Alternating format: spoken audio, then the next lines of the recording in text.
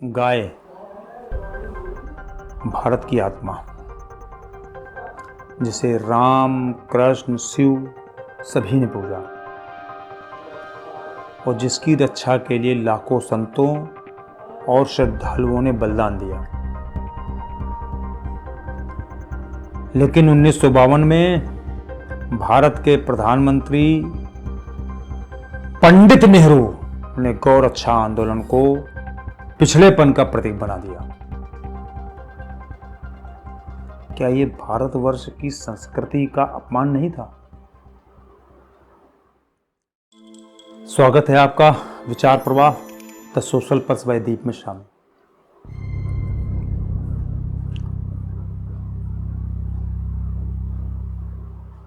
उन्नीस 1950 के दशक में भारत में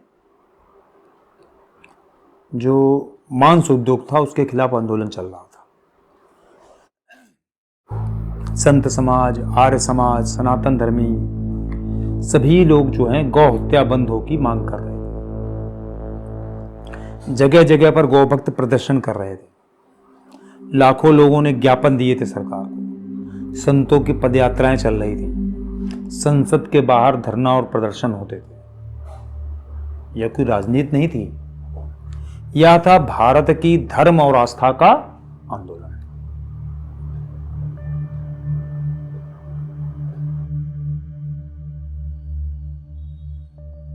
लेकिन नेहरू ने इस पवित्र आंदोलन को क्या कहा?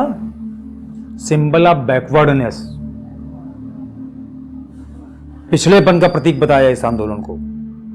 उन्होंने संतों को अंधविश्वासी कहा, आंदोलन को सांप्रदायिक कहा और गौ रक्षा को आधुनिक भारत के लिए बाधा बताया।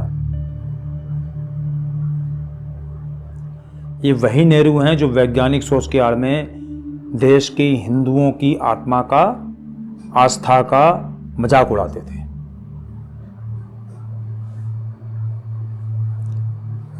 गौ रक्षा की मांग कई बार लोकसभा में उठाई गई। आर्य समाज और जनसंघ के सांसद बार बार जो है गाय को राष्ट्रीय पशु घोषित करने की मांग करते रहे, लेकिन कांग्रेस ने हर बार इस प्रस्ताव को खारिज किया।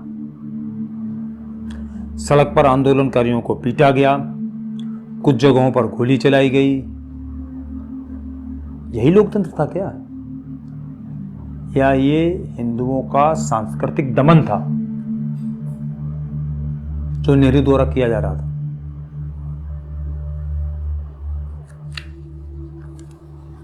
पता नहीं।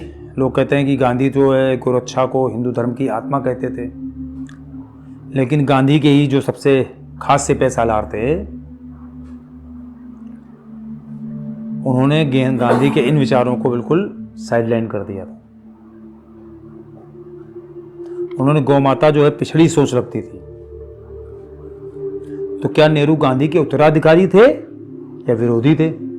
हमें लगता है कि सत्ता के लिए, सत्ता प्राप्ति के लिए नेहरू गांधी के उत्तराधिकारी थे। और इस तरह की जो चीजें थी जहां पर कि उनको लगता था कि हमारे उससे सूट नहीं कर रही, वहां पर वो उनका विरोध करने के लिए तैयार हो जाते थे। या फिर कोई ना कोई नस नेहरू ने दबा रखी थी गांधी की, जिसकी वजह से गांधी जो है उनका इस तरह के हर गलत काम में उनका सपोर्ट करते थे।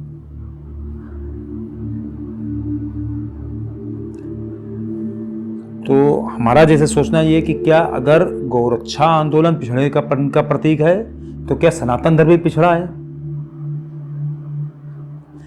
क्या आस्था को दबाना ही आधुनिकता है, वो भी विशेषकर हिंदुओं की आस्था को दबाना? इसका मतलब नेहरू को भारतीय संस्कृति की थोड़ी भी समझ नहीं थी, या फिर वो केवल मुस्लिम तुष्टीकरण में इतना ज्यादा लिप्त हो गए थे कि वो इन सब चीजों को बिल्कुल दरकिनार करने के लिए तैयार थे। अगर आप मानते हैं कि गौ माता का अपमान भारत का अपमान है, तो आप अवश्य बताएं, कमेंट करें। गौ रक्षा, संस्कृति रक्षा, देश की रक्षा, भारत की रक्षा, हिंदुओं की रक्षा।